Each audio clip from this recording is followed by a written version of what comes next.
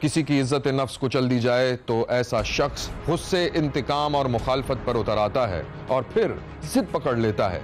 ये कहानी है रहीम यार खान की, जहां बीवी शौहर से नाराज होकर अपने घर आ गई थी और शौहर मनाने पर राजी न था। मैं हूं पारस मसरूर और आप देख रहे हैं जो देखे न देखे शब्बीर को देखेगा। जरा ये सीसी फुटेज देखें। इस फुटेज में देखा जा सकता है कि एक कार सवार एक निहत्थे शख्स को टक्कर मारता हुआ गुजर जाता है और वो शख्स जमीन पर गिर पड़ता है। जरा इसे देखिए। कार सवार कौन था और जिस शख्स को टक्कर मारी थी वो कौन था, और क्या कार की टक्कर से जख्मी होने वाला शख्स जिंदा बच सका? इसके बारे में शब्बीर ने मालूम किया तो एक अफसोसनाक कहानी सामने आ गई। मियां बीवी में शदीद झगड़ा हो रहा था। उठ जाओ जनाब, क्या हर वक्त सोते रहोगे?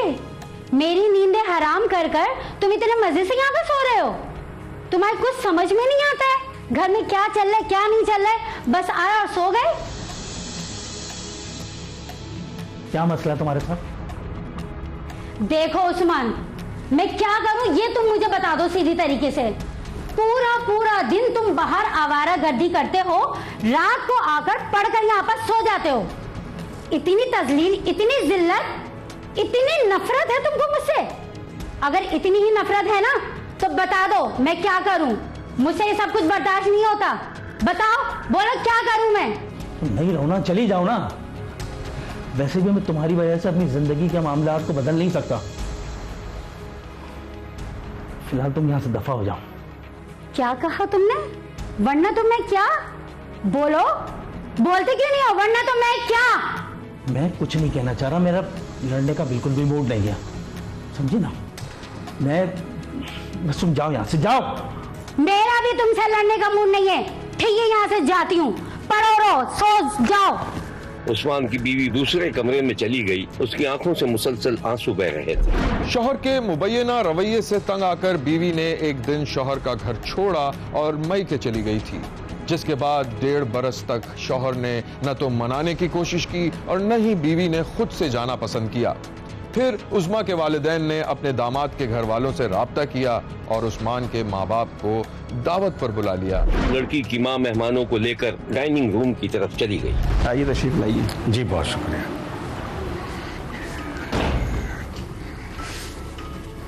बहुत शुक्रिया आपका। और आप ठीक ठाक हैं? अल्लाह का खैरियत से हैं? शुक्र, एहसान करम।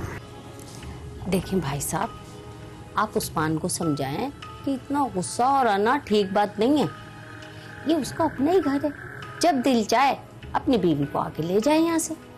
हाँ बहन, आप बिल्कुल ठीक कह रही हैं और अब यकीन मानिए कि मैंने समझाया उसको बहुत है, लेकिन ये भी सच है कि मैं उसके पीछे कभी नहीं पड़ा।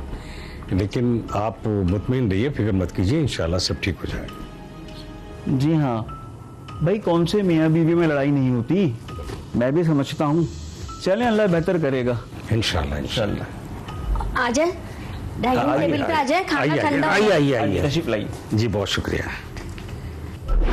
उस्मान किसी भी तरह अपने ससुराल आकर बीवी बच्चों को ले जाने के लिए राजी नहीं था, लेकिन जब उस्मान के बाप ने उसे खरी खरी सुनाई तो वो मारे बांधे ससुराल पहुंच तो गया, लेकिन सीधे मुंह बात नहीं की। अब अंकल बहुत देर हो गई है, उस्मा को बुलाते हैं, मुझे मुझसे बात करनी है। हाँ बेटा, बुलाता हूँ। उस्मा बेटी अभी आ जाती है। उस्मा और उसकी माँ दरवाजे के पीछे थी। उस्मा जाने से इनकार कर रही थी, जबकि माँ उसे अंदर भेजने पर मजबूर कर रही थी। जी जाओ ना अंदर। मुझे नहीं जाना है। ये शख्स यहाँ क्यों आया है? अरे तुम्हें लेने आया और किस लिए आया? मुझे नहीं जाना ना, आप अभी जाके इसको मना करें। जाए यहाँ से, मुझे नहीं जाना बस। उस्मा, अरे नहीं आएगी वो, मुझे पता है ना। आपने बुला के यहाँ खामखी में मेरा टाइम बर्बाद किया। बेटा गुस्सा मत करो, समझा करो, अभी आ जाती है। अरे गुस्से वाली तो बात है, जब मैंने आपको कह दिया था कोई नहीं मिल सकता मैं उससे। आप रखे अपनी बेटी अपने पास, नहीं रखना मुझे उसको। अरे बेटा बैठो, खड़े क्यों हो गए? मैं देखता हूँ, मैं भेजता हूँ उसको। बैठो बैठो। उस्मा बेटी, उस्मा क्या बात है बेटा, वो तुम्हें लेना है, चलो। उस्मान, उस्मान बेटा, उस्मान। उस्मा का बाप बेटी को आवाज देता हुआ अंदर गया, मगर बेटी ने शौहर से मिलने से इनकार कर दिया। इतनी देर में गली से गाड़ी स्टार्ट होने की आवाज आई तो उज़मा का बाप फौरन गली में पहुंचा तो क्या देखता है कि दामाद ने कार स्टार्ट की हुई थी। उज़मा का बाप कार के सामने खड़ा हो गया और हाथ जोड़कर दामाद को रुकने के लिए दरखास्त करने लगा, जिसके बाद वही मंजर नजर आया जो आपने इस किस्से के शुरू में देखा था। जी हाँ, दामाद ने अपने ससुर पर गाड़ी चढ़ा दी थी, जिससे ससुर शदीद जख्मी हो गया था और फिर बाद में जिंदगी से हाथ धो बैठा। पुलिस ने मुलजिम को गिरफ्तार तो कर लिया था, लेकिन शब्बीर सोचता है कि उज़मा के बाप ने क्या गलत किया था। एक बेटी का घर बचाने के लिए बेहिस दामाद के आगे हाथ तक जोड़ लिए थे, लेकिन उसे जरा भी रहम नहीं आया और अपने ससुर को कत्ल करके भाग गया। देखते रहिए, क्योंकि कोई देखे न देखे, शब्बीर तो देखेगा। ये कहानी है खौफ, मजबूरी, गुर्बत और वहशत की। एक कमजोर सी माँ की बेटी घर से दूर अजियतें झेलती रही और माँ तो माँ, उसके जवान भाई भी कुछ न कर सके।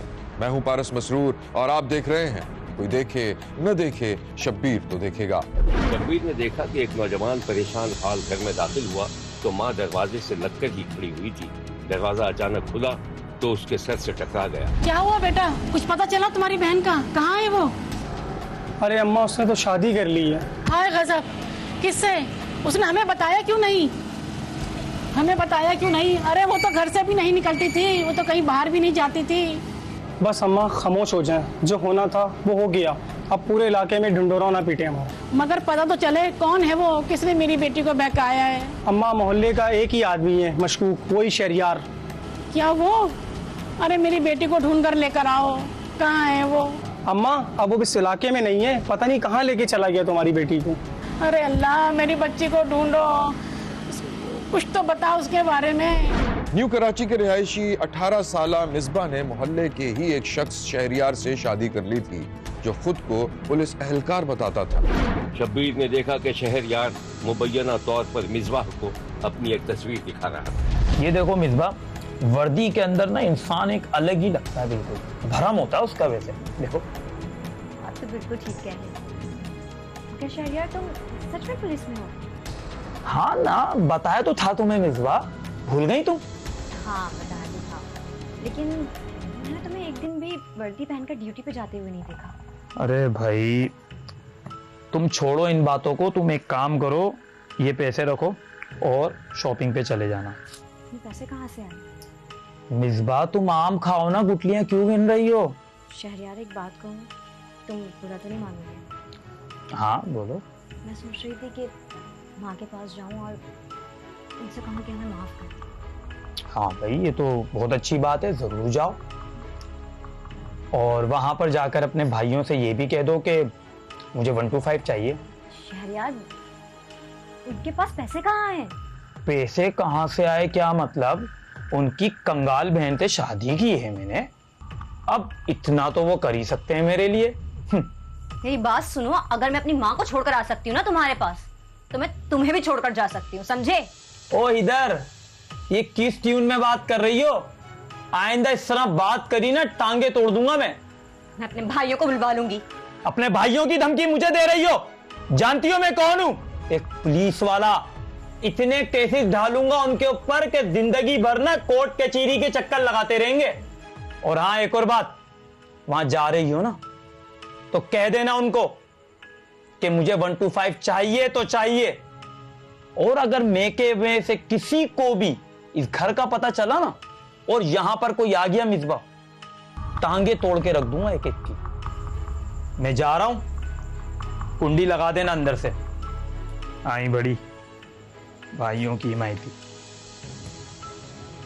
मिसबाह सर पकड़कर बैठ गई। मिसबा ने माँ से माफी मांग ली थी और वो माँ के घर आने जाने लगी थी, लेकिन अपना अता पता नहीं बताती थी।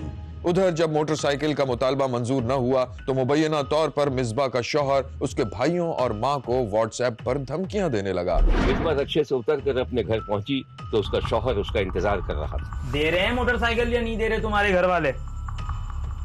यार किसी बच्चों वाली बातें कर रहे हो तुम। मेरी माँ के पास पैसे कहाँ हैं?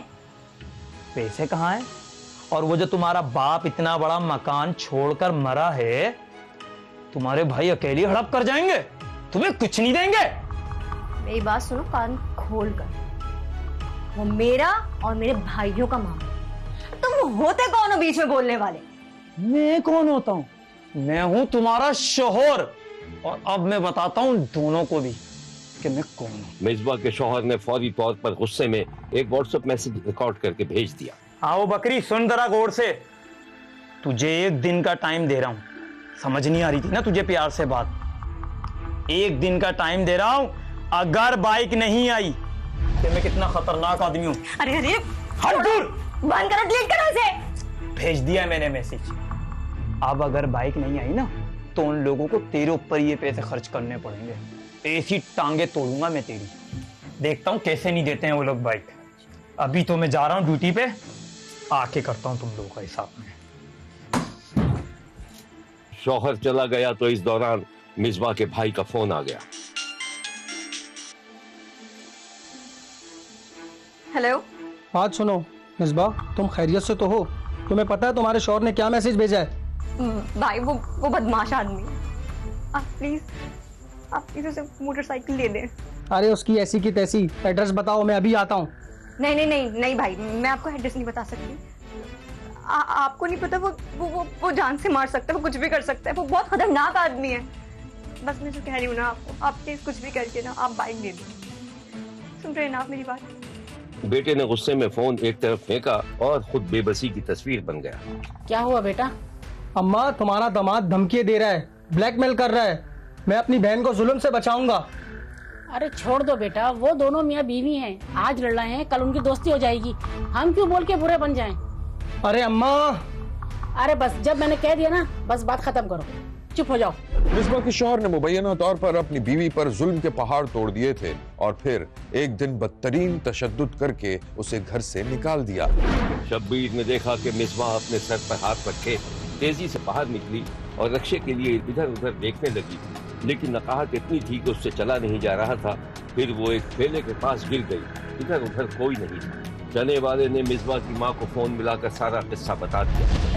बहन, आप शहरियार भाई की बीवी है ना?